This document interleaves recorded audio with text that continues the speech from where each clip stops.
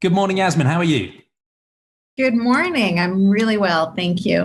Good, good. Thank you so much for making the time to join these series of sentientist conversations. And we've talked briefly before that I'm trying to focus on what I see as the two deepest philosophical questions and the two most important philosophical questions. What's real and what matters morally? What should we care about? And I'm framing these conversations with an obvious bias that I'll be upfront about because I'm trying to popularize and develop this really simple worldview or philosophy called sentientism that says when we're thinking about what's real, it commits to using a naturalistic approach based on evidence and reason to form probabilistic and provisional beliefs, and then to hold them lightly and with humility because there might always be more evidence. So in that sense, it has much in common with free-thinking, skeptic, atheist, humanistic ways of thinking, right? It's just a naturalistic way of thinking. And then when it comes to what matters, the clue is in the name. It suggests that we should have compassion for, we should have moral consideration for any sentient being. And in simple terms, that means any being that has the capacity to experience suffering or flourishing. And again, there are some wrinkles around the edges, but the shortcut summary is that's largely human and non-human animals. But having said that, I'm talking to a wide range of people who both agree with that philosophy and disagree with it. So it'll be fascinating to hear your story and see where the conversation goes. But before we get to those two central questions, for people in my audience who don't already know of you and your amazing work, how would you best introduce yourself? So my name's Yasmine Mohammed. That's a good place to start. And yeah. And I grew up in a fundamentalist Muslim household. I went to Islamic schools. I was put in hijab, which covers everything except for your face and hands, at the age of 9. And then at 19, I was put in niqab, which covers the face and hands, the two bits that were left over. And I was forced into a marriage with a man who my family felt was strong enough to control me. And that man was a member of Qaeda. He's in prison in Egypt now. He's been there for almost 20 years. Growing up, the reason why my family felt they needed to marry me off to somebody who was strong enough to control me was because I was always questioning things. I was always pushing the boundaries. I was thinking too much. You're supposed to be a blind believer.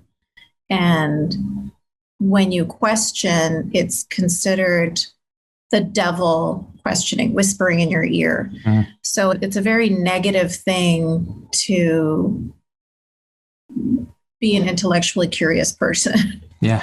Critical thinking is incredibly discouraged, if not punished. So that was my fault. That was my crime. That was the reason why my mom called me the black sheep of the family. Because I wouldn't just get in line like everybody else. I always had to talk about it. And this was in Canada when you were growing up?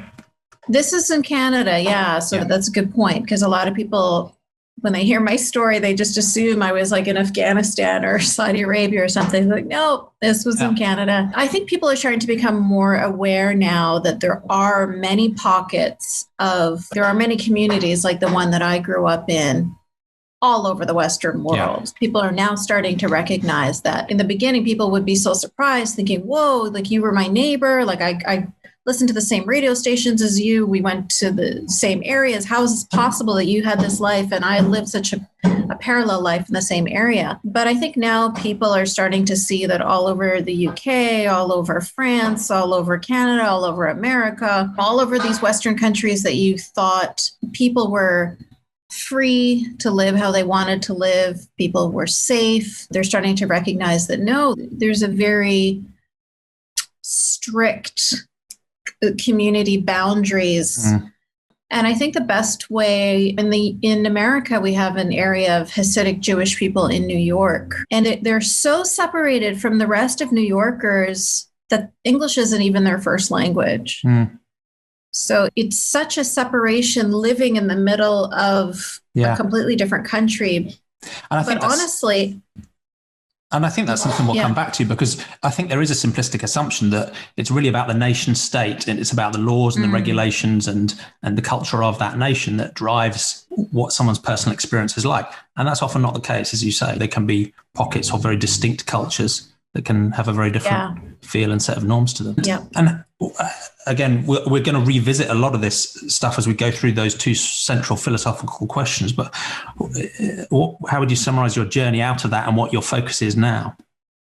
So I had a daughter with him, and that was really the catalyst for me feeling like I need to get out of this world, because I really did not want her to live the same life that I had lived. It wasn't just about your oppression anymore. It was someone else at risk. Yeah. Yeah. And I was going to do anything in my power to protect her from the world that I grew up in. I didn't want that to be her life experience. And it's a very long process, Jamie, but I was able to get away from him, and then to get away from my own family as well, because they're of that same belief system. So a woman on her own, living on her own, was just completely unacceptable. I was never meant to go to post-secondary. I was never meant to go to college or university. So for me to now want to do those things was frowned upon. Anyway, I was able to escape with my daughter. And the details of that are all outlined in my book. Yeah, an amazing read. Yeah, thank you. And then I started going to university, and two things happened when I was in university. Number one, 9/11 happened. And number two, I took a history of religions course. Now, my mom was the head of the Islamic studies department at the Islamic school that I attended. So she was... Okay. Yeah, she's a student of Al-Azhar University, which is the most prestigious Islamic university. And as her daughter, I had to be really good in that subject because, of course, it would be a reflection on her as the head of the department. And so I took that history of religions course in university simply because I felt like, well, I know I'm going to ace a third of this course. It was about the 3 monotheistic religions. Yeah, and you knew one of them already. Exactly. I'm like, one of them, no problem. So I'm just going to take this as an easy course, basically, as an easy elective. I had no idea it was going to change my life so much. The professor of that course grew up Christian in Lebanon. And so we had that same shared Arab context. Yeah. And for the first time in my life, I was allowed to question. It was no longer being discouraged and I was being punished for it. In fact, I was being asked to do it, write a paper on this. I got to research things that I always wanted to. And it felt so, it was almost intoxicating. I just loved it so much. I loved being able to freely read and think and question without anybody telling me to stop. I could just keep going, keep researching, keep learning. And of course, it doesn't take long once you start learning about these religions from a critical lens. It's very quickly you realize, oh my gosh, like I've been wasting my whole life terrified of a figment of the imagination of some ancient man. Like it's just embarrassing almost that you spent so much of your life ruled by a fairy tale. And maybe that might be a good place to actually dig into this, first question that you're starting to talk about already, about what's real. And for many of my guests, as with you, it's a story about growing up in one context, which might be religious or spiritual or naturalistic or atheistic, and then about what's real and what the fundamentals of the universe and meaning of life, those deep questions, what that means, and then how that's shifted over time. But if we start by rolling the clock back to your earliest days, can you describe I know you can't really summarize everything, right? But can you describe the basics of what you actually believed? And did you genuinely believe those things as a child, even while you were a bit of a black sheep? What sorts of things were? So I'm gonna tell you, and you're not gonna believe it. But genuinely, it is embarrassing to admit that I did really believe these things. You're indoctrinated from birth, so that's my mea culpa. But this is it, and I think this is the thing we'll come back to later on, right? So one of the things I try and remind myself of when I'm trying to have universal compassion is the power of those social norms, right? If everyone you care about and everyone that's around you is telling you this is the case, it's understandable this is the case, right? Yeah, sorry, carry on. Not only telling you this is the case, but punishing you for questioning it a little bit. That sounds suspect. Yeah. Let's chat about, nope, this is it.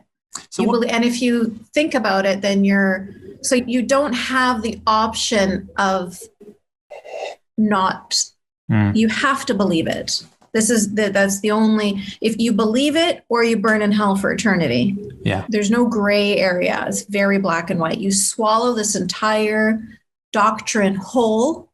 Yeah. And you obey every step of the way. I'm talking about from the moment you wake up in the morning, from the moment you open your eyes in the morning, every single aspect of your life is mapped out. There's everything.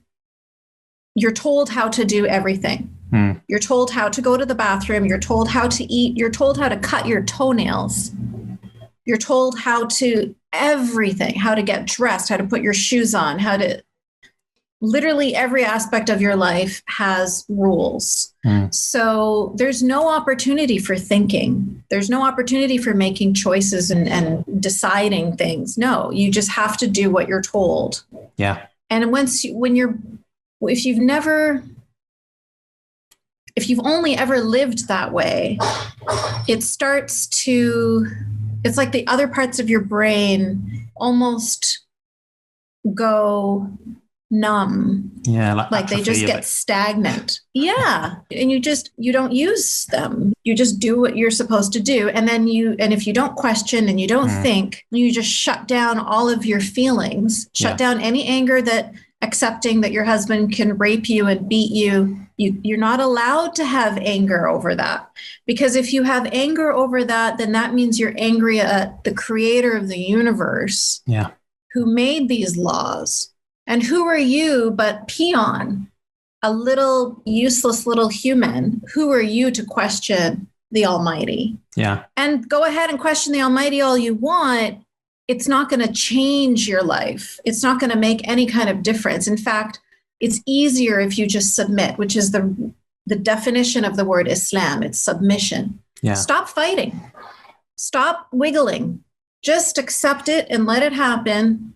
And then your life will flow easily. Yeah. But as long as you keep pushing, you're going to be unhappy. So you would have believed in the existence of God. You would have believed in that the Quran was the incontrovertible, unchangeable word of God. Yeah. I'll break it down for you, the story. Yeah. So this is the event. Yeah. This is how it all happened. So there's a man named Muhammad. He was an orphan. And he eventually ended up getting married to a woman who was older than him. She was married, she was divorced, she had money, she was a landowner, she was a business owner.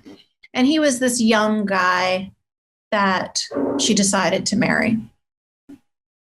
So when he was married to her, he would have this habit of going to a cave and meditating there. And so he was doing that one day, and he'd be fasting. Okay. So he liked solitary, sitting in a cave, not eating. One day he was doing that, and he heard the voice of an angel come. It was Gabriel. And he said to him, "Read."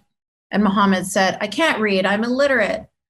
And the angel said, "Read from this book. I'm now giving you the words of Allah, the words of the creator of the universe, the one God." So essentially, we're talking about an illiterate man in a cave who hasn't eaten or had anything to drink and is in solitary, and he starts hearing voices.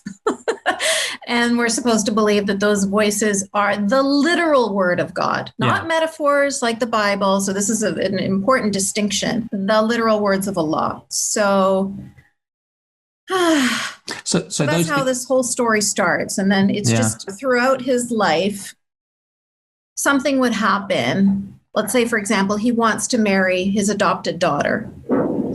And then they'd say, "That's your daughter. You can't really marry her." "Oh, I know." So he'll go to the cave, he'll come back, and he'll be like, "Allah said it's okay." You know what I mean? So he'll just, that kept on happening throughout his life, of course. And then when he died, That's the end of the book. Yeah. So those were things you believed as facts. You believed the moral implications of what was laid out in the book and the rules and the hadith and the Quran. You believed in the implications for what happens after you die and potential punishments. And I guess that defined what was good and what was bad in a yes, it's not even good and bad. It's right and wrong. You follow Islam, you follow the Quran, you follow the Hadith. You don't think about, is this a good thing to do or is this a bad thing to do? Is this the correct thing to do? Okay. Yeah. So if you think of, it's almost beyond good and bad. It's beyond. I'll give you a small example. When I decided to take off my hijab, I decided to stop covering my hair. My mom saw me in public without hijab on. And it was a very quick calculation that she did in her mind. And it was like almost a devoid of humanity, devoid of emotion. Logically, she said to me, if you've taken off your hijab now, then your next step is to leave Islam, because I think you're going in the wrong direction. And you need to be killed before you leave Islam. Because if you become a non-Muslim, that's on me. I will be punished for eternity for having a daughter who is an infidel, because I didn't raise you properly. And I'm not going to get punished for eternity because of you. And so I'm going to make sure. And she said this to your face? She said this to my face. Yeah. And it was like, I knew she was going to say that, but you always think maybe she won't. But she did. She's a true believer. Yeah. And I guess it's like a mom of a Jehovah's Witness child that would decide, yes, I understand that this blood transfusion could save my child's life, but I'm not going to do it. I had a conversation with her. It sounds so callous and inhumane, and it is, no doubt, but it's really hard to describe that when somebody is such a believer, there is no humanity. There is no, that's gone. You just follow. You don't think about what's right and wrong and good and bad. You know what I mean? Yeah. And I had a conversation with the Jehovah's Witness who came to the door a while ago, and I explicitly asked her that question. She had a son who's similar sort of age to my son. And I said, which is more important to you, your God or your son? And without hesitation, she said God. And this woman wasn't a bad person. I think the vast majority of religious people do have what we might recognize as a morality that recognizes suffering and flourishing and so on. But this puts, when the level of belief is at that level, it puts something else above it that just is so much more important than trivial concerns of suffering and living and death. And it's almost, I like the way you put it. It's almost distinct from morality. It's almost like, that's just ordinary morality. This is what really matters. This is another level.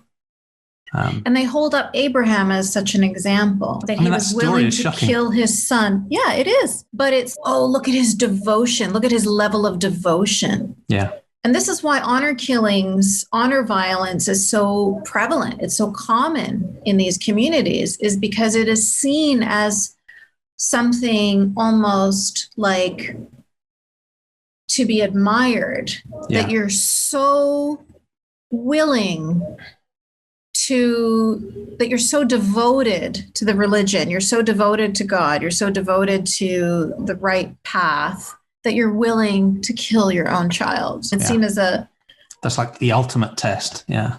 It's the ultimate test. And you're seen as passing it because you're willing to do that. Like you're murdering your child, but they don't think of it that way. Yeah. It wasn't until I left. So this is the transition that you're talking about, like what was real and, what is real.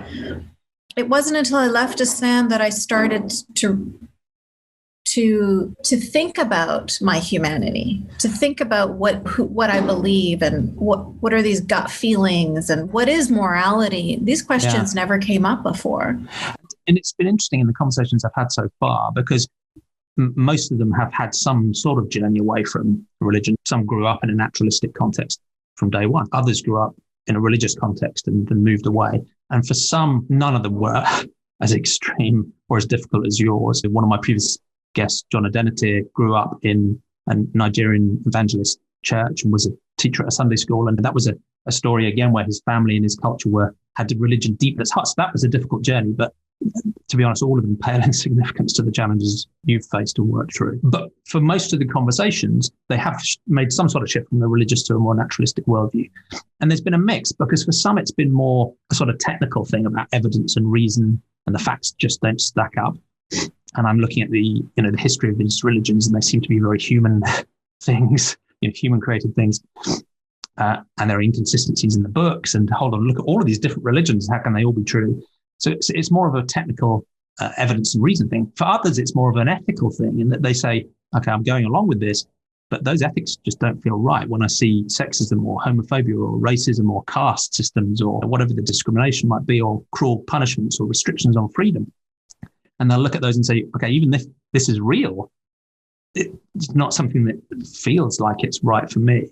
So I'm interested in both in your sort of early black sheep of the family phase, but also when you got to university and started studying, how much was it evidence and reason, and how much was it compassionate ethics that drew you away from it? Because both, like I mentioned before, in my university days, I both took this history of religions course and 9/11 happened. It was a combination of both happening at the same time. Yeah. So I mentioned that my ex-husband was a member of Al-Qaeda, and there was a BBC, remember back in the day when every now and then they would go into a cave and bin Laden had just left it, and there would be like leftover papers and computers and stuff that they would grab and try to, figure out where did he go or what did he do. So there was this BBC guy dressed like all in gear. He had a helmet on and everything. And he just leans down and he picks up a random piece of paper. And he says, oh, this paper says 4U Enterprises, Richmond, British Columbia, Canada. And of course, that's the company that my ex had started.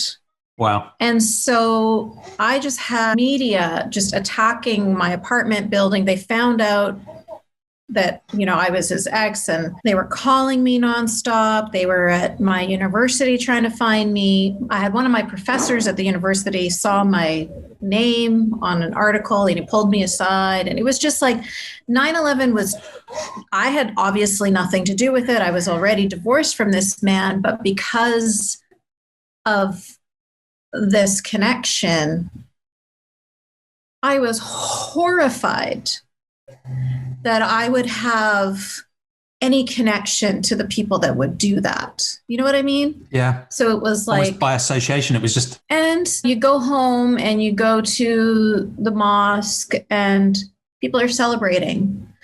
And I remember saying to my mom, but there is a daycare. There's little kids, because everybody is, if you're a non-Muslim, then you're not innocent. If you're a non-Muslim, then you are already the enemy, a disbeliever. So if you're killed, there's no such thing as innocent bystanders, or there's no such thing as non-military. Do you know what I mean? You know how we have these rules of like civilian, non-civilian? No, that's the lines are drawn between Muslim and non-Muslim.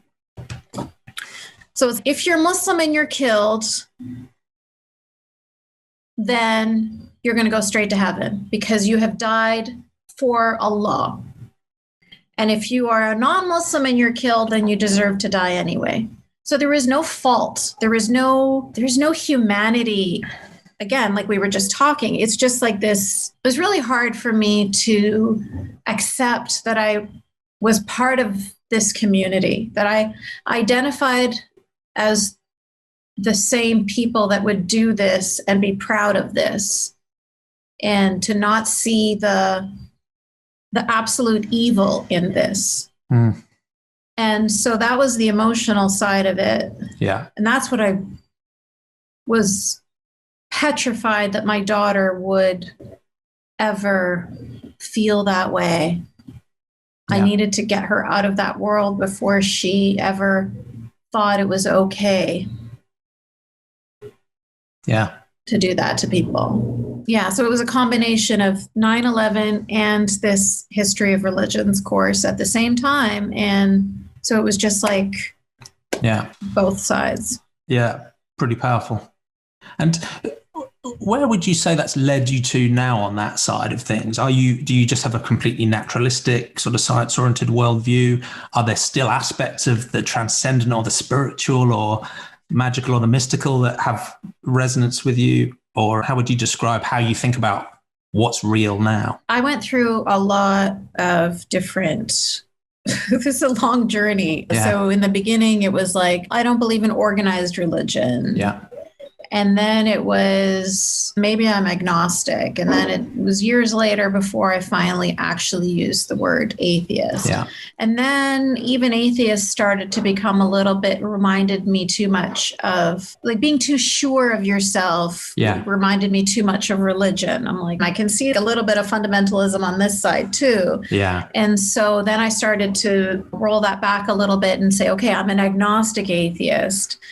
And it wasn't until there's a movie, a documentary called Islam and the Future of Tolerance, which is based on the book by Sam Harris and Majid Nawaz, based on their conversation. And I was supposed to go on a movie tour around Australia to promote that movie because I'm in it for 30 seconds, but I was supposed to go with Majid Nawaz and we were supposed to promote the movie. And directed by Jay Shapiro, wasn't it? So I had some great conversations with him. Yeah. Yes. Oh, he's a wonderful human being. And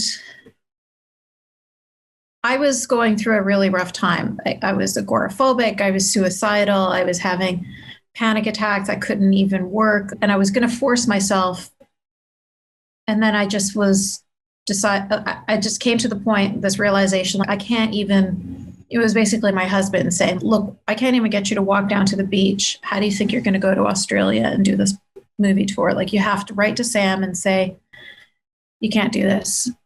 So I wrote to Sam and I said, this is my situation and I don't think I'm going to be able to do the movie tour. He didn't even care. He was just like, how are you doing? Tell me about your symptoms. And he, of course, got me into meditation. And that was the first time in my life. And if it wasn't for my absolute trust in Sam, I just thought it was a bunch of woo-woo. I'm like, meditation. I love the Sam Harris guy, but honestly, his meditation stuff, but I did get into it and it literally saved my life. It's no exaggeration. Wow. It saved I don't know. I was doing everything after that. I was like doing acupunctures, I was trying everything. I had obviously tried the route of antidepressants and everything else. And so I was trying to find a way to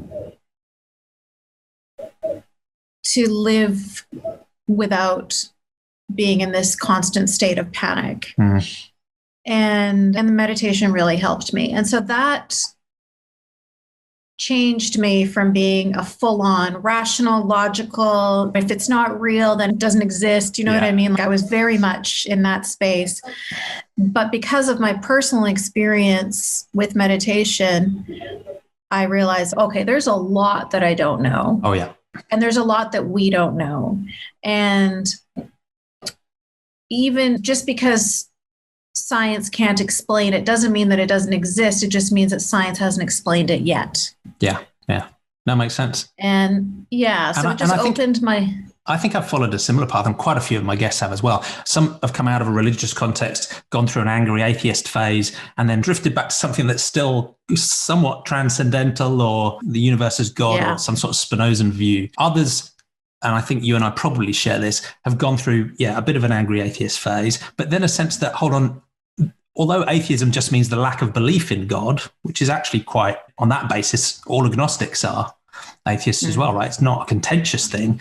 There's a tone sometimes in the movement or the way the messages are pronounced that sound like I am 100% totally confident that this is crazy and impossible. And I'm quite close to that, but I still, don't like to get to 100%. Well, and there's also a theme even in a naturalistic and maybe in a scientistic worldview that can sometimes come across as overconfident, dogmatic, insistent. And I have to keep reminding myself that the real core of a naturalistic way of thinking is radical open-mindedness, deep uncertainty, humility, skepticism, even of our own perception. So that still means you don't believe in things when there's no evidence, but you also remain open-minded because all sorts of crazy things have already been demonstrated to likely be true. So that's why I come back to this idea of having provisional and probabilistic beliefs. The only things we should be 100% sure of are formal systems like maths. Everything else, keep an open mind. So I would say that I agree with the 100% in that I know for sure this being, if there is a being or whatever, this energy or this whatever, did not write that book, did not send how close I can get to 99.9999% confident. I'm 100% sure he didn't write this book. All right, there's absolutely no doubt in my mind. So that I can be sure of. But that doesn't mean that there isn't something out there that I don't know of that could be true. Yeah, I just know what isn't true for sure. That's fair enough. And I think that's, to be clear, right? There are certain things that I'm so highly confident of. I'd still technically say it's not 100% because if it's 100%, then you stop thinking. But it's so close to being 100% that, in normal language, I will say I'm sure of it. It's been proven. It's definite, right? It's as near as damn it. But at the same time, you don't need to have 100% knowledge or to have something proven for it to be probabilistically confident enough that you can use it in daily life and make sensible decisions, right? Just because something's probabilistic doesn't mean it's not useful. And on the flip side, there are an infinite number of things for which there's no evidence that you could choose to believe. Yeah. So I don't even know how you'd start. So if there's evidence for something, then believe based on how strong that evidence is. If there's no evidence for it, it's a completely arbitrary choice to believe it, right? You could believe literally anything, and lots of people do. But at the same time, I still come back to that needing to have humility and open-mindedness in the naturalistic way of thinking. And that's just a mind-blowing story. And we've touched on this already because I think it's hard to separate the two questions, but the second question is what matters morally. And in a way, you've laid out already from your early life what you believed mattered, and this sense of there being a sort of superordinate thing that was almost even more important than morality. But one of the reasons that some people are hesitant about moving away from a religious or a supernatural worldview is because they're worried it'll shake their moral foundations. So however flawed a religion or a supernatural way of thinking might be, at least it's reasonably clear, right? That there's a deity that instantiates right and wrong. There's a list of rules that you can follow. And of course, they're open to interpretation, but at least there's something you can look at. And if you put that to one side, some people are nervous that you have no morality at all. So you go into some sort of nihilistic, nothing matters, let's just run around and kill each other for fun mindset, which I don't think is a philosophy you or I adopt. From what I know of you. But they'll put that supernatural thing to one side and they'll go down the sort of nihilistic nothing matters route, which normally is quite a temporary teenage thing, and then they mature out of it. Some will do something that I think is very similar, which is a relativistic approach, which they'll say, look, there's no externally defined morality, there is no God, but then morality is something that we as groups of humans just negotiate amongst ourselves. There's no objective right or wrong. If a group agrees with a certain set of norms, then they are by definition within that group correct. And I see that way of thinking is deeply insidious because those groups and the negotiations of morals within them are normally driven by the powerful people within those groups. And again, they can be largely arbitrary in terms of the moral rules they come up with. And if from the outside you stand back and say, who are we to judge? They've agreed that it's fine to throw gay people off roofs or to discriminate against Dalit caste members or to not let women into being in the senior levels of the Catholic Church or to deny contraception or to threaten children with eternal torture. Who am I to judge? That's absolutely fine. They've negotiated that culture. Off you go. So I think that relativistic approach is deeply dangerous as well. And I don't think you obviously haven't followed that path either. So where have you gone? What would you say your morality is now grounded in? What matters morally to you? So I think just the one thing to add to what you were saying is that there is this fallacy when people say that religion is an objective morality. No, it's not. We still created that. So what you just described about those small groups of people creating these arbitrary rules and laws, that's all religion is. So that's what we did. We did that. We decided, a group of humans decided that it was okay to do this or that.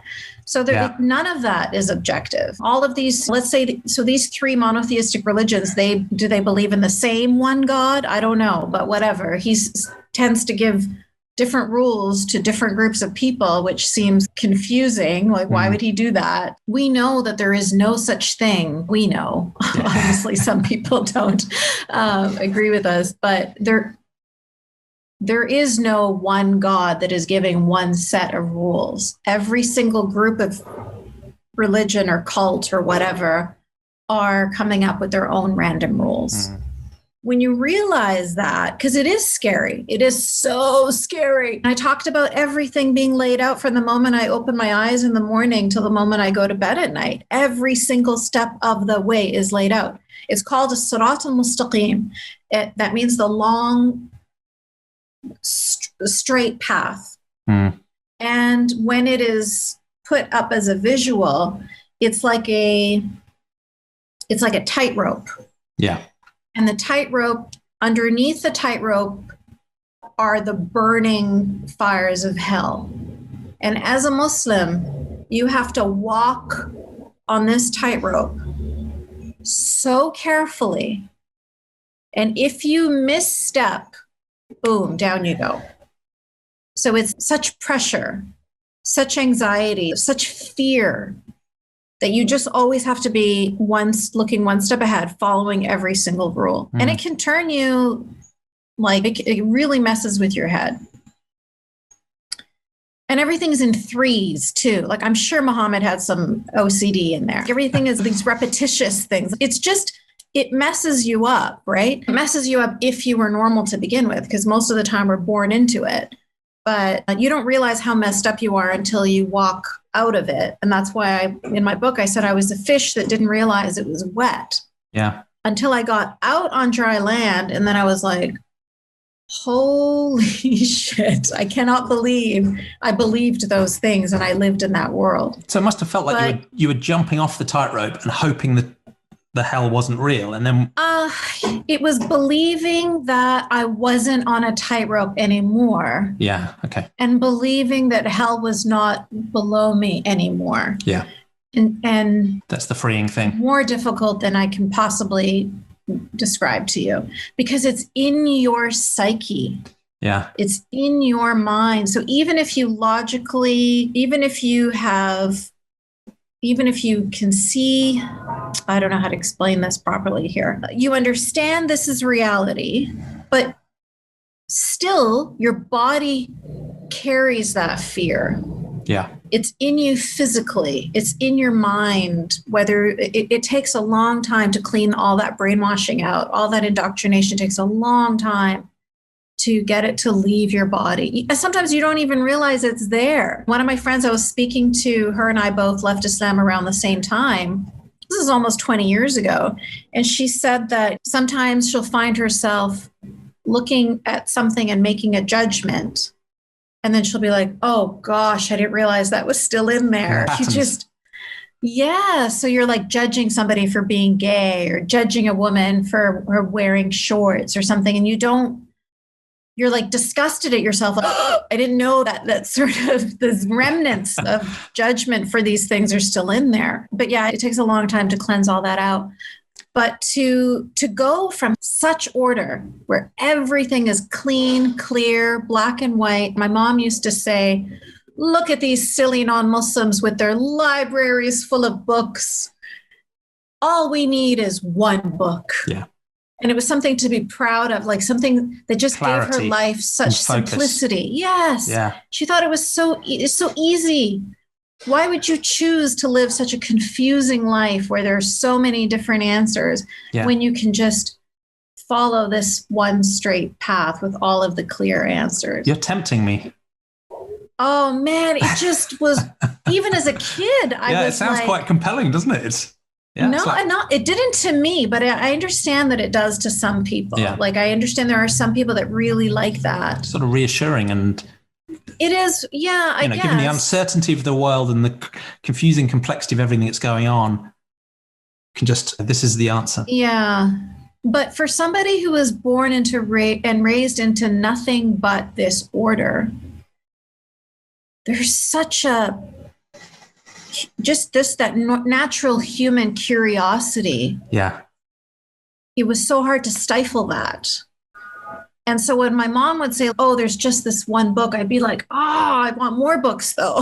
Yeah, yeah. I want to read more. I want to learn more. I hated that I was being squished until this is your answer right here. No, I want to think about it. I want to question it. I want to look at the different answers out there, and I want to, what are the options? But that's, no, this is the only answer.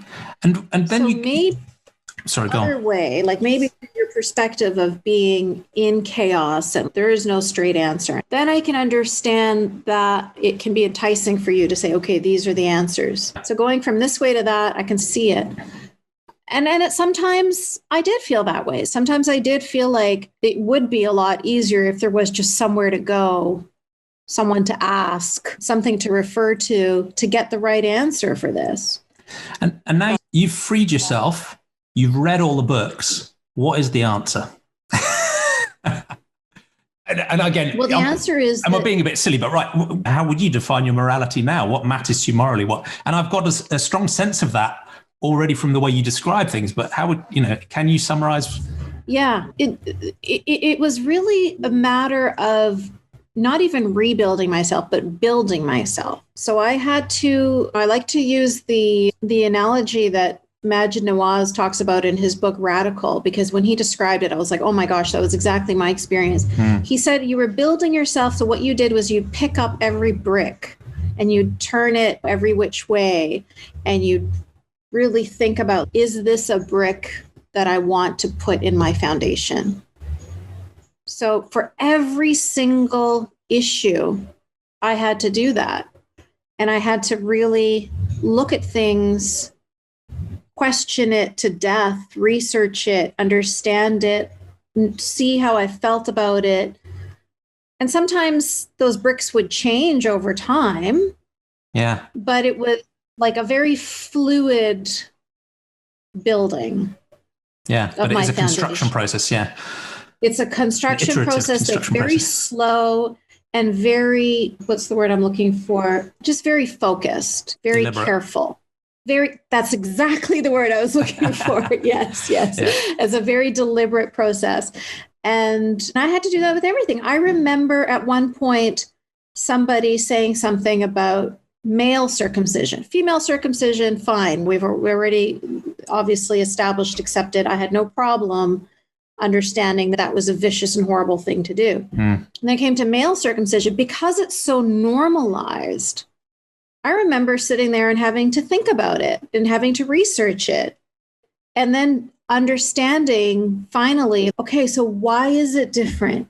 This is a healthy female baby. This is a healthy male baby. Why am I horrified at a healthy female genitals getting cut with a razor, but not horrified at healthy male genitals? Of course, it's the same thing. You have to come to that.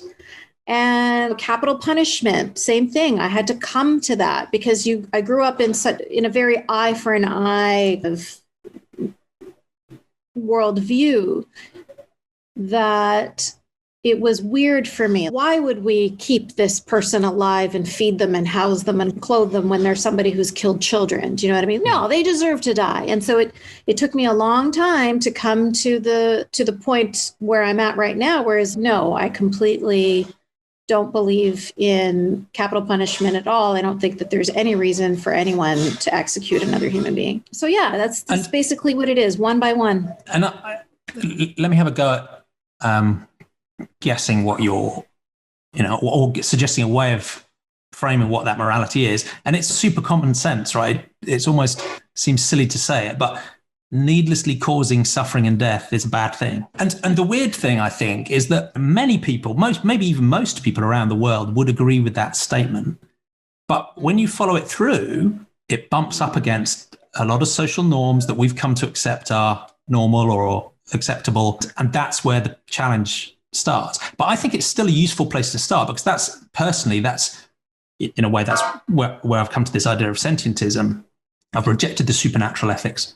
I've rejected the relativistic thing that says anything goes. I also don't really believe in a sort of moral realism that says there are perfect moral truths floating out there in the universe that were around even before sentient beings existed, right? Before sentient beings started maybe in the Cambrian, I don't think there was any morality at all. Right? I think there was proto-morality with pre-humans that evolved because of kin and reciprocity, and that collaboration can be useful in an evolutionary context. I think we've evolved with the ability to do super advanced modeling of ourselves and others and the environment, and develop the cognitive capacity to pick up what we were given, the morality we were given by evolution, and to enhance it and formalize it and mess it up in awful ways, but also refine it in positive ways. So in a way, while I'm not a moral realist in that sort of perfect sense, I'm a moral realist in the sense that my morality is grounded in an understanding of what sentient beings, including humans, are. That's an imperfect understanding as science develops and our own experience develops. But it's also an understanding of what our experiences moment to moment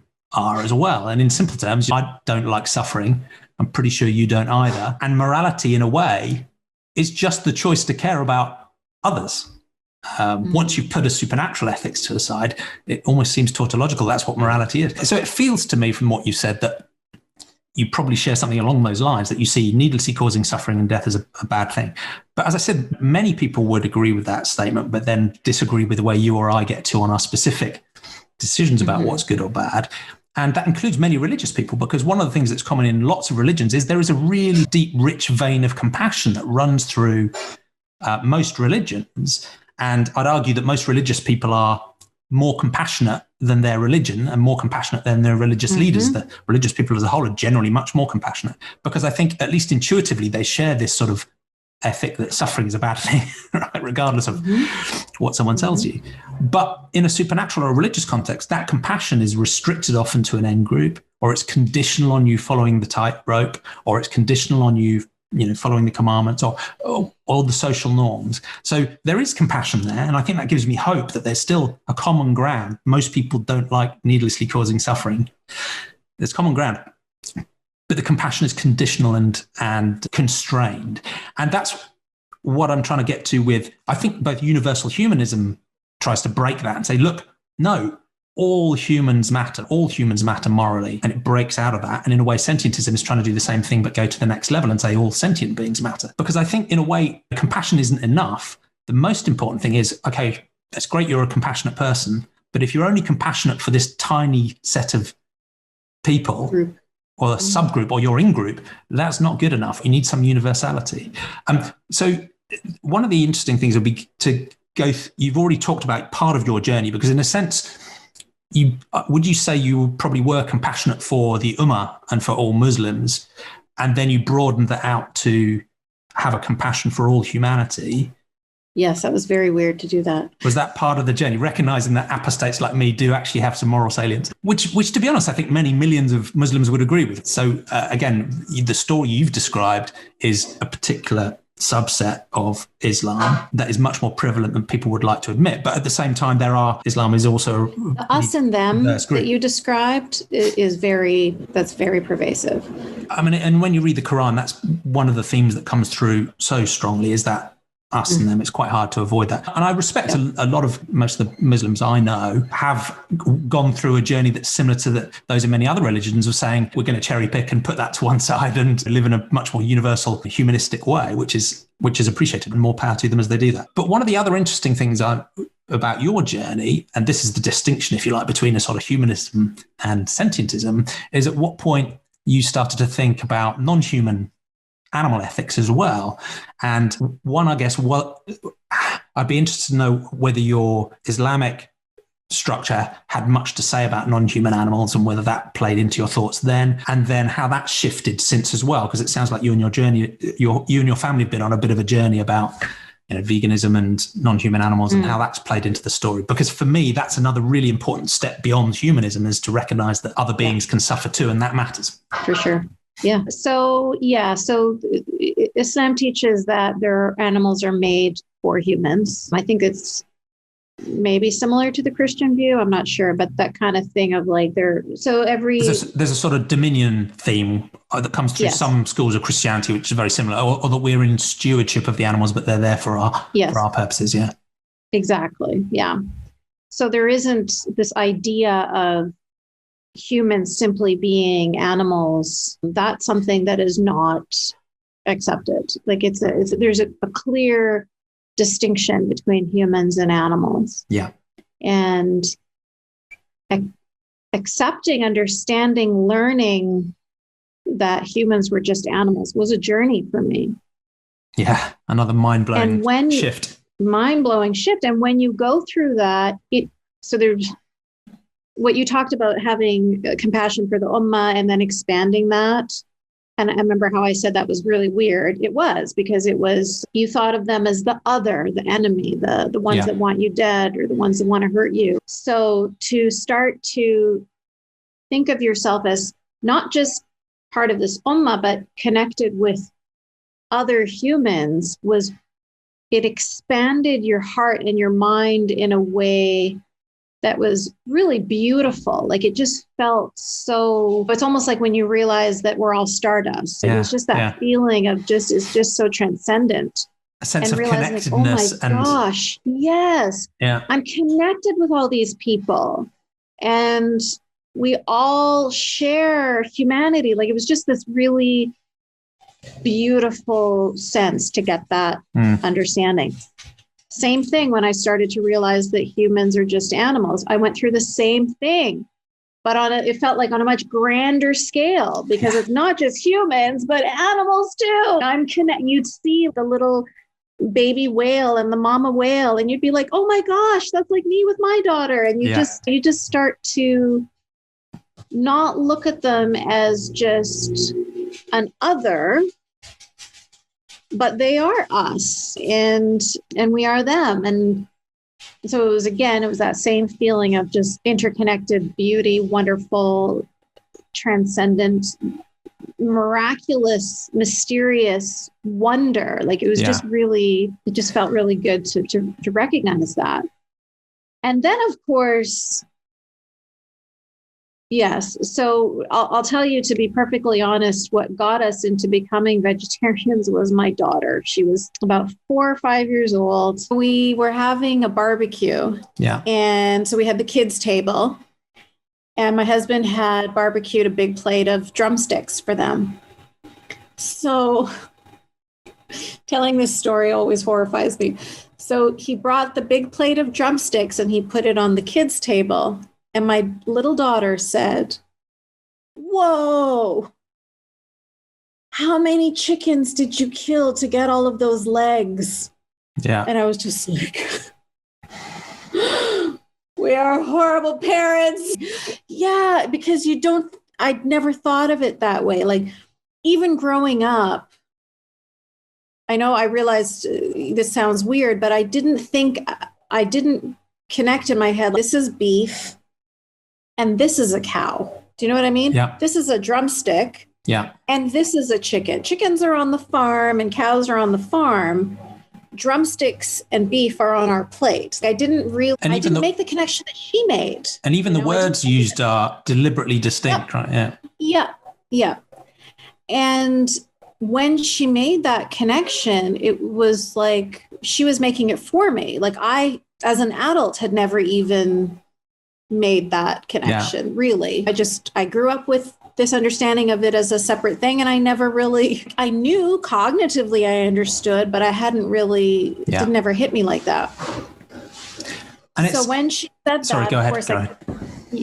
So that was the day my husband and I sat down and we're like, what are we doing? This is horrific. Like, this was like a murder scene that we put out. Oh, and then we decided to be vegetarian at that point. Yeah. And now it's really good that things are becoming a lot more accessible, because at the time it was really, the meat alternatives were really just punishing. Yeah. Yeah. It's getting so much easier now. So much easier. I almost describe it. I think veganism now, it depends where you live. There's a massive variety, but certainly in many places, veganism now is where vegetarianism was 15 years ago now. The availability and the alternatives and so on. It's so much easier. And I've interviewed some people who have deep respect for them, because I went vegetarian maybe 24, 25 years ago. That was pretty easy. And I've only been vegan for 3 or 4 years now. I've spoken to some of the people I've interviewed who went vegan in like the 1960s and 70s. And it was a whole different level of challenge. Yeah, they were just eating a lot of lentils. Yeah, exactly. But it's interesting, and I'm sometimes guilty of drawing maybe too strong a parallel between these two things. But I do think there's something in this journey from religion to naturalism and from a related journey around animal ethics, because in a sense, the end point of both to me seems, and I think to you, seems pretty obvious, right? You take a naturalistic worldview based on evidence and reason, because engaging with reality is surely the best way of understanding reality. And you recognize that suffering matters regardless of whether it's a human or an animal. You don't have to say they matter in the same way or to the same degree, but they matter at least. You wouldn't want to necessarily cause them. But in both cases, the societal norms are so powerful and strong. And in a way, it is almost another form of indoctrination, the same way as you can be indoctrinated into believing a certain religious or a supernatural set of beliefs and morals and ethics. We're also indoctrinated, nearly everyone around the world is indoctrinated into thinking it's, normal, necessary, natural to, pay other people to harm and kill sentient beings, basically for our pleasure. There are some people for whom it's a survival thing, and absolutely fine. Let's have a conversation about the trade-off. But for the vast majority of people, it is just a transient pleasure preference. So there does seem to be a parallel there where the logic seems pretty easy and straightforward. If humans were completely rational, they just watch this podcast and everyone would agree with this instantaneously. But actually, the biggest problem is those sets of really rigid, strong, powerful, emotionally resonant social norms that both blind people to, for example, the reality of animal agriculture, but blind people to the challenges of religion as well. But they're two of my pet topics. So maybe I draw a stronger parallel around the journey away from both. I definitely see that parallel. I agree with you. And that mirrors my experience as well. Yeah, it's a fascinating journey. And it's interesting that it was your 4 or 5 year old daughter that sort of had the clarity of childish thinking to cut through it. Often that's needed. Yeah. And again, she was brought up with no religion, right? So she's such a curious mind. Honestly, at 3 years old, she was asking me questions that like Google can't answer. So we knew it's weird because she reminds me so much of myself when I was her age, like physically and her personality too. And quite often I would look at her and I think that's who, if my brain wasn't stifled, this is the potential that was stifled in me, because she's so curious and she's asking so many questions all the time. And that's who I was. Yeah. Except that, of course, when she asks them, we try to find the answers together and we talk about it. Yeah. She sounds awesome. Amazing. Yeah. And so one of the things I want to touch on, which is a personal bugbear of me, because we're going to go on next to talk about the future and, how we can try and make the world a more compassionate, hopefully naturalistic place as well. But one bugbear of mine on the animal ethics front is that I try and have compassion. It's a difficult journey because once you've seen the reality of animal agriculture and fishing, it's such a visceral, obvious, ethical horror that the natural next step, as with many human social justice causes, is to get preachy and righteous and somewhat aggressive and to be pushy because you can't understand why other people can't see it. And I'm guilty of that sometimes when the snark escapes on Twitter sometimes. But I try and rein that in partly because this idea of sentientism, like humanism, is supposed to have a universal compassion. So that involves being compassionate for the people you disagree with as well. And that's super hard. But one thing that helps me is that I remind myself that I was one of those people not very long ago. I consumed meat and dairy for a long while and just deliberately didn't think about the topic because I knew it would lead me to a place that would be seen as socially weird and I'd have to make changes I didn't want to make. I was vegetarian for a long while and then went vegan. So that's one source of compassion, is just to remind myself that one, I'm not perfect now. There is no such thing as a perfect suffering-free life, right? Even the purest vegan still causes harm, whether they like it or not, and death. So one, there's no perfection, but two, we're all going on a journey. And very recently, I wasn't a bad person before I went vegetarian or vegan. These social norms are so strong and powerful. That helps me have compassion for other people. And I particularly have that feeling for the average person, right? People are busy. They have challenging lives. They have, in some cases, survival concerns. They've got their families to focus on. I can't expect them to do the hard moral work of thinking about fish and eggs and dairy and meat products and supply chains and ethical consumption. It's hard to have that expectation of everybody. I'd love it, but for the average person on the street, it's understandable why they don't. They've had these social norms pushed onto them. They live as part of them and they have other pressures.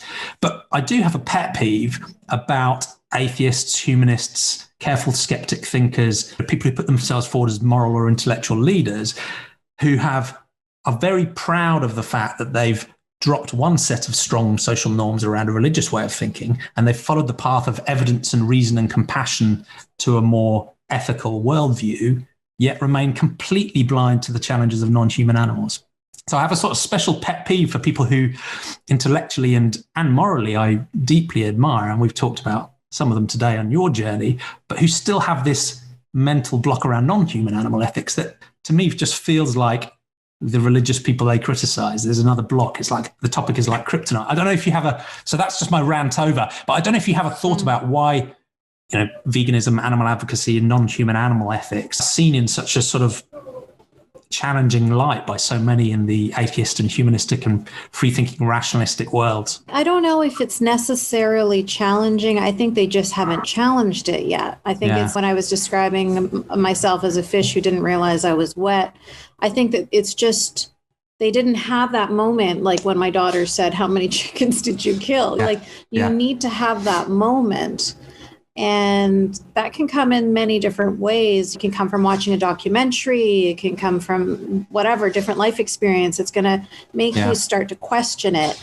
Maybe listening to your podcast could do it. Who knows? But it has to be something that will pierce through and then cause them to go, hang on a minute, what is this? And then just start to think about it. But they've just it's never crossed their mind to start that challenging thought process to begin with. That's what I think. Yeah, I agree. And I think there's also it comes back to the theme we touched on earlier about this need for humility. And there's a danger, I think, in the atheist community that because, we're so confident we're right about atheism that we forget that we might have dogmas in other areas of our thinking. And the same is true in the vegan movement as well. We're so confident we're right about animal ethics and animal agriculture that we forget we have dogmas and problems in other areas as well, and restricted compassion in our own. I'll get the human condition. I think it is. Just because you're right in one area doesn't mean you're right in all others. The final section that I wanted to come onto with you in these conversations is thinking about the future. So we've framed this sort of odd situation where I think you and I share a naturalistic way of thinking about the world. We share a, roughly sentiocentric view of the world, which says all types of suffering matter, whether it's human or not, and let's try not to cause it if we can avoid it. But most of the planet disagree with this.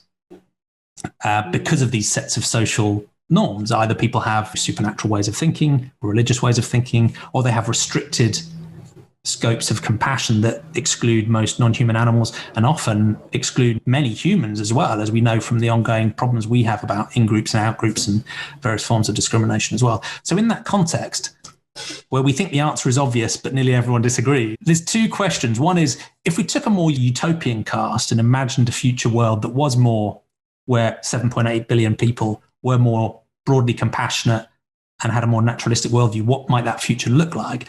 But then to drag us back to reality, pragmatically, how do you think we can best get there? And it'd be interesting to, in that context, hear about some of your projects and campaigns, of course, because they feed into trying to make the world a better place. I've had to accept the fact that humans are just not rational beings. It's really, we're certainly not completely.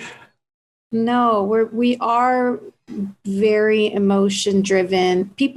I've had people say to me, I know that that this religion is very toxic. I know that it hurts people.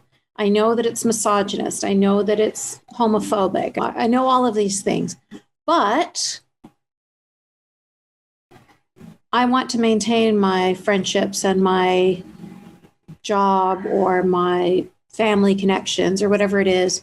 So I'm just going to continue to identify with this religion, even though I cognitively understand that it's not the truth or whatever. So it's do you think the prevalence of that within religious communities is underestimated? Do you think there are, lots of people out there that think that way? Yeah. Especially with Muslims, because the punishment for leaving Islam is execution. And that punishment isn't only carried out by the state, like in 15 different countries. It's actually in the law, but it can be carried out by any believing Muslim. So there's in Islam, any person is responsible for keeping the ummah on track. Yeah. So this is why I'll take the very famous case of Salman Rushdie, when there was a fatwa for him to be killed because of the satanic verses. Yeah. It was like anybody can do that. It's not like it has to be done by a state or be executed, and he's not going to get tried and have his day in court or whatever. So it's terrifying to admit that you don't believe in this religion anymore and that you don't want to be a part of it anymore, because it's not only societal consequences, but there's actual like mortal consequences to real risks. That. Real risks. And that's why I started the organization Free Hearts, Free Minds. So it's Free Hearts, Free Minds. Free Hearts is because anybody part of the LGBT community can be executed for the crime of not being in a opposite sex relationship. And anybody who denounces Islam can be executed. So that's the Free Hearts and the Free Minds. And so in my organization, I provide what was most helpful to me, and that's mental health support.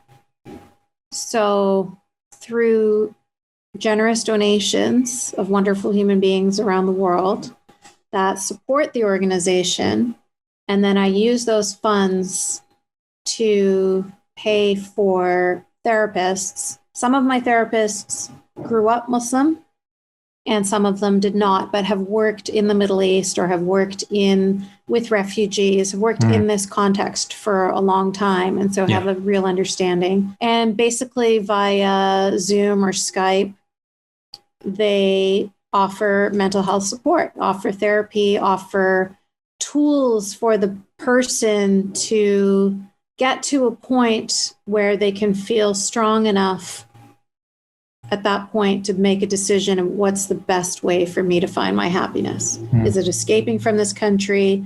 Is it getting financially stable? Is it getting out of this abusive relationship? It's individualized for every person. And that's super powerful because you're reaching directly into these communities and groups and actually helping the oppressed people suffering and at risk. One by one. Yeah. And so we only support people that are in Muslim majority countries, because if you're in a Western country, you probably have social supports that will be able to support you in whatever country you're in. But if you're in Somalia, Egypt, Nigeria, Saudi Arabia, Mauritania, Morocco, I'm thinking of all the countries that are on my waiting list right now, Nigeria, you don't have those social supports. You cannot go see a therapist and admit that you're gay or admit that you're an atheist. These are things that could get you killed. And you've got nowhere to turn. Nowhere to turn. Exactly. So that's why I would say 100% of the people that contact us are in a state where they're feeling suicidal, because they feel like there's nowhere else. There's nothing that I can do. And what we hear more than anything is, I would rather be dead than continue living this life, because you're living a lie, which is a very difficult thing to do. Yeah. That's why my mom saw me without hijab that day, was because I was so sick and tired of living a lie. I was living a double life. Everybody in my life knew that I wasn't wearing hijab, except I would still put it on for my mom. For her to see me.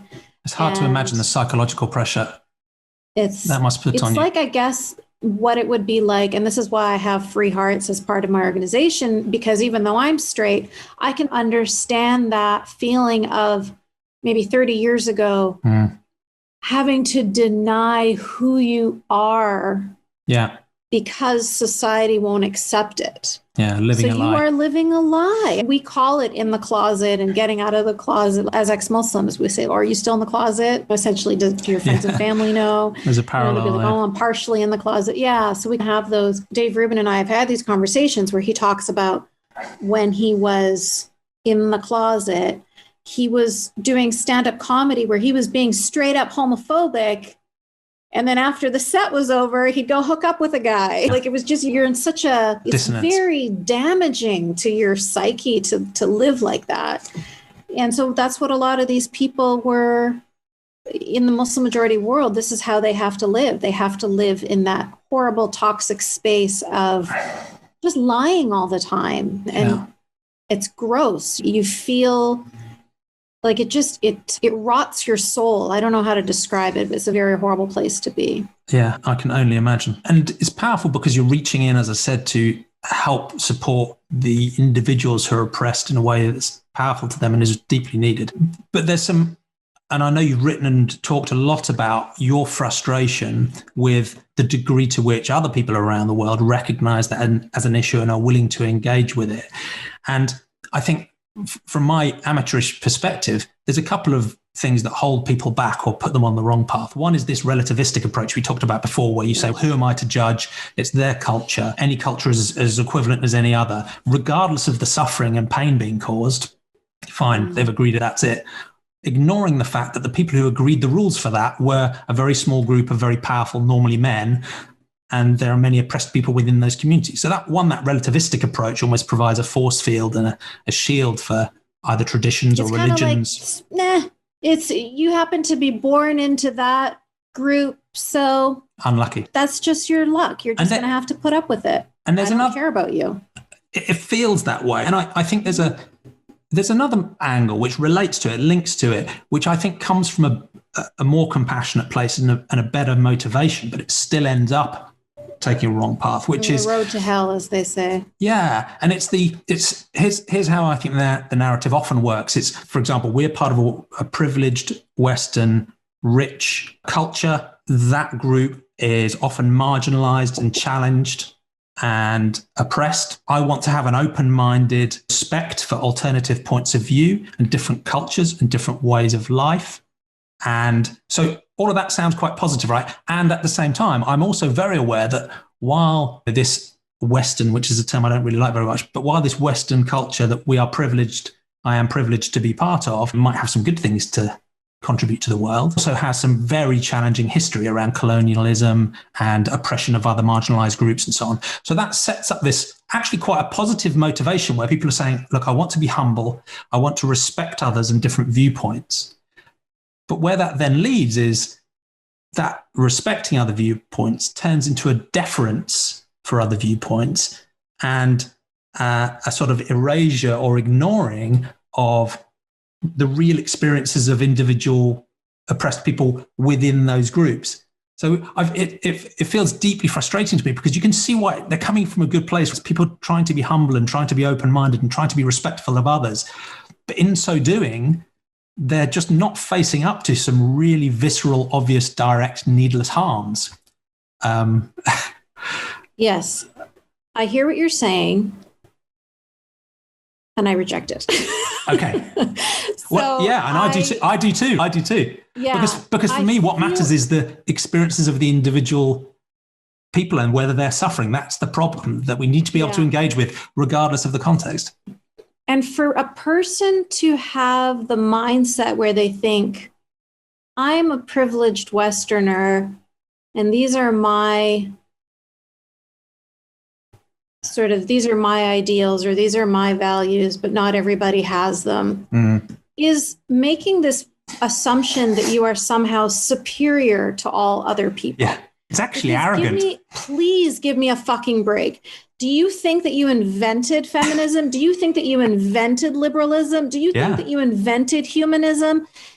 The West are the ones who were able to codify these things and to live by these things in a true way that is remarkable and impressive. And I'm appreciative to have that as a guiding light. But these are human ideas. Yes. People were being killed for having these ideas hundreds of years before the West existed. Yeah, thousands even. Yes, exactly. Thousands, you're absolutely correct. So let's just stop with the whole, I don't want to judge the little brown savages. because they don't know any better. You know what I mean? Yeah. Like, It's patronizing. It's arrogant. It's so patronizing. It's so condescending. It's so infuriating. And you are automatically creating that group separation, us and them. You are buying into that, and you are perpetuating that. There is no us and them. Like when they talk about, so in 2010, Sam Harris has this TED Talk where he brings up a picture of these women in burqas in Afghanistan. So it's like this sea of women. You wouldn't know they're women because they're all covered head to toe in these, where they're looking outside of like a mesh. And he says to the audience, who are we to pretend that this is not horrifying? And I cried like I had pent up 20 years of tears when I watched that TED Talk, because it was the first time that I had ever heard anybody on a mainstream stage talk about us as if we were human fucking beings. It was the first time that we were regarded as just human beings like everybody else. Yeah. Yes, for so many years, I would have to endure people saying things like, but they want to wear that, but they like wearing that, but it's empowering for them. Are we a subspecies? Why would women from a different geographical location enjoy covering themselves up head to toe when you wouldn't? Do you not recognize that we are also human beings? Do you know what I mean? Have you ever met a human woman? How can you ever think that's something? The outfit that I used to wear was thick gloves and thick socks that were sent from Saudi Arabia. They were mailed to me from Saudi Arabia, covering my face head to toe in black. I'm in Canada, so I am privileged and lucky because I'm in the north and it's a lot colder than women who have to wear that in Saudi Arabia, where it can go up to 50 degrees Celsius.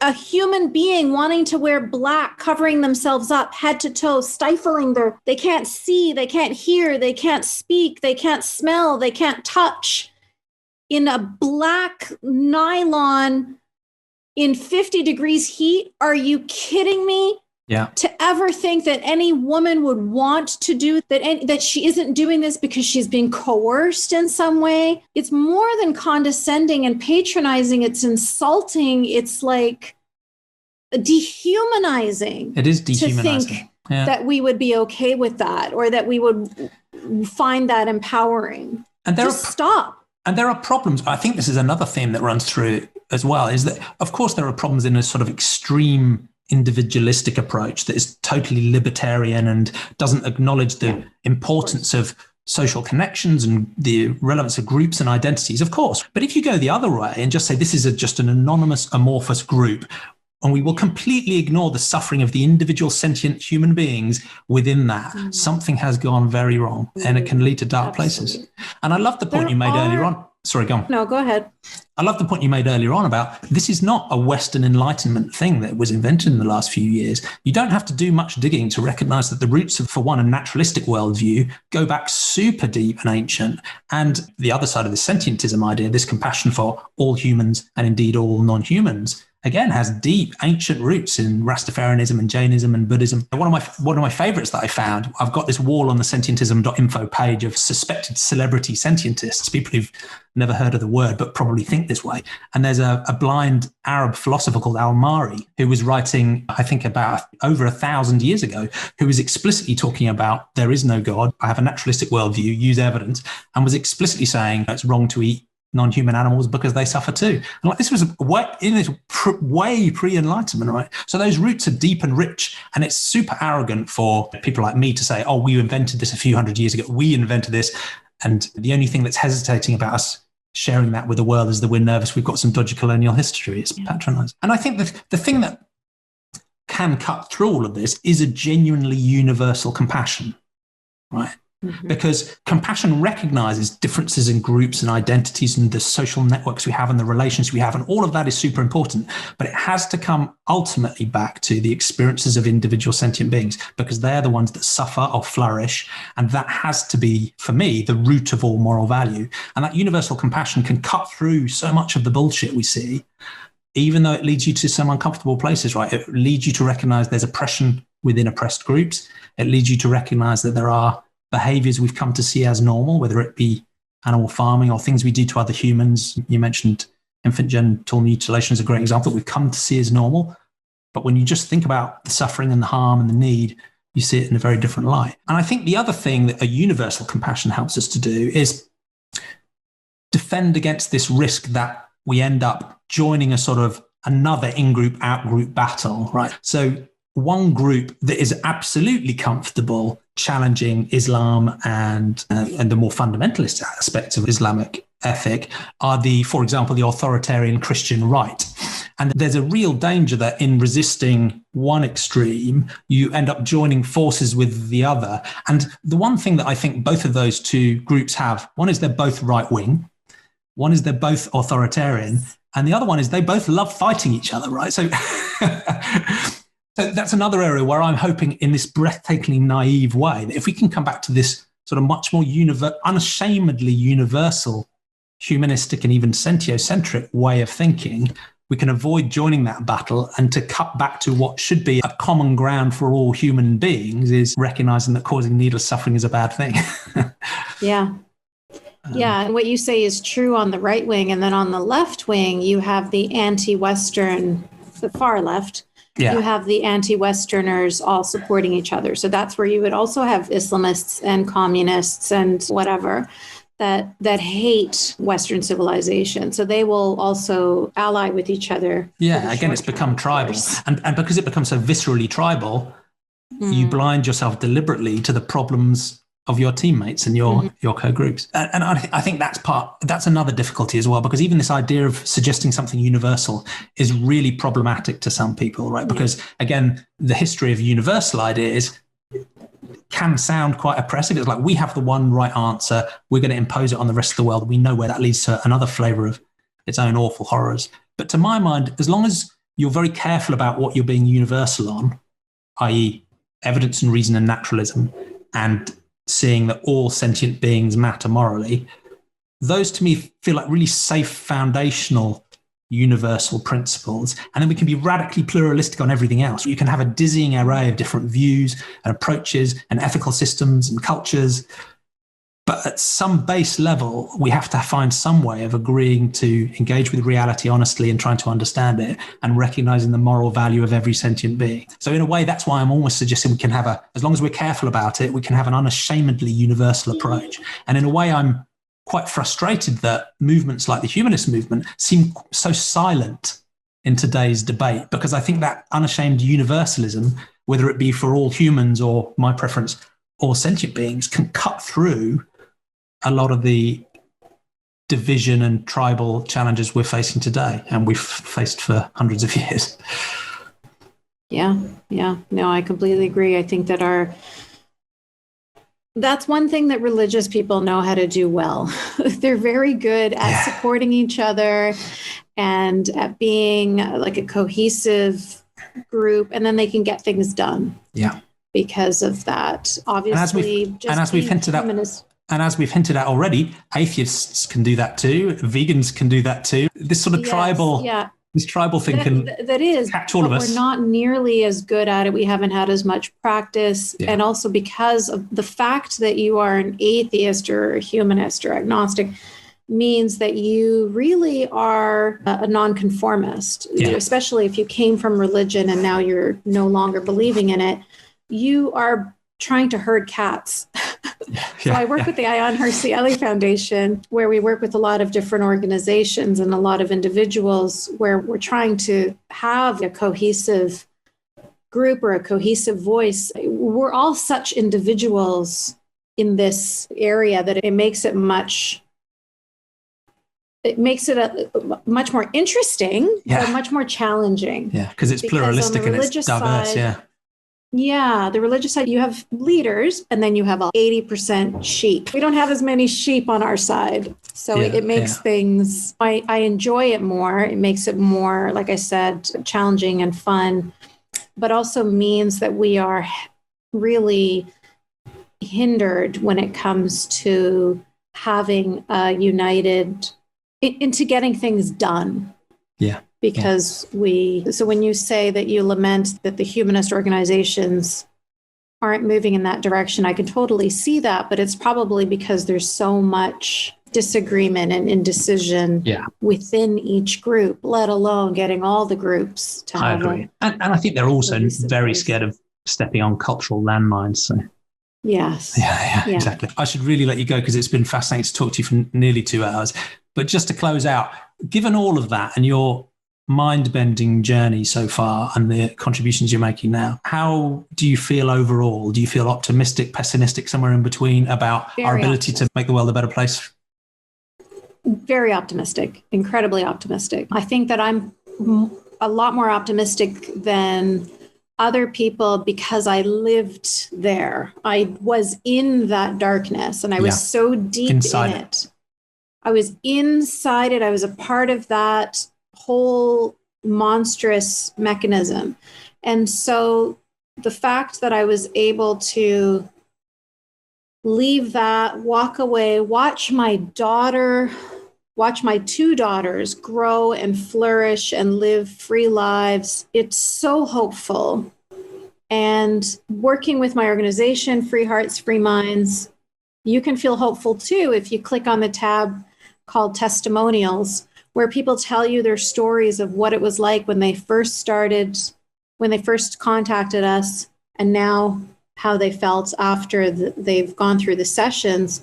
And it's step by step, it's one by one. What is that Buddhist saying about a forest of 1,000 trees starts with one little seed? And so you just keep going. And we can see, if we step back and we do the Steven Pinker thing and we look at how much humanity has improved over time, how much we have progressed over time, there's no reason to feel despair. I think that I have such faith in humanity, and I know that we are trying our best all the time to move forward. Sometimes it looks like we're tripping up and we're stepping back. I think this is a moment in time where it feels like we might be going a little bit backwards. One of my favorite quotes is from The Great Gatsby, where he talks about we are but boats. And oh gosh, it's one of my favorite quotes and I can't remember it right now. But basically, sometimes we lull backwards. Yeah. It feels like we're lulling backwards, but we are essentially moving forward. And yeah, I think if I wasn't a ridiculously optimistic optimist, I probably wouldn't have survived. Yeah. But yeah, I really do feel like even with all the negativity that's happening in the world today, it's happening because people are genuinely trying to do what they feel is best. Yeah. Thank you. That's an inspiring note to end on. It's been brilliant to hear your amazing story and your philosophical journey as well. What's the best way of people finding Free Hearts, Free Minds, reading your book, Unveiled? I can include links in the show notes, of course. But my website, yasminemohammed.com, and I'm very active on Twitter, Yasmine Mohammed on Twitter. And I've also got an Instagram and a Facebook. And I've got other things too, but I don't use them. It's just too much. Yeah. But I'm mostly active on Twitter. And yeah, so I have a book club that I do every month as well. On my website, yasminemohammed.com, you can find information about my book club as well. But yeah, please look up Free Hearts, Free Minds, read the testimonials, be inspired by their stories, and hopefully be moved to support them. Brilliant. Thank you. And let me know if I can help you on your inexorable journey to veganism as well. You'll be having one of these T-shirts soon too. So. Yes.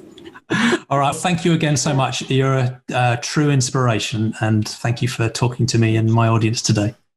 Thank you so much. Take care, Yasmine. Thank you.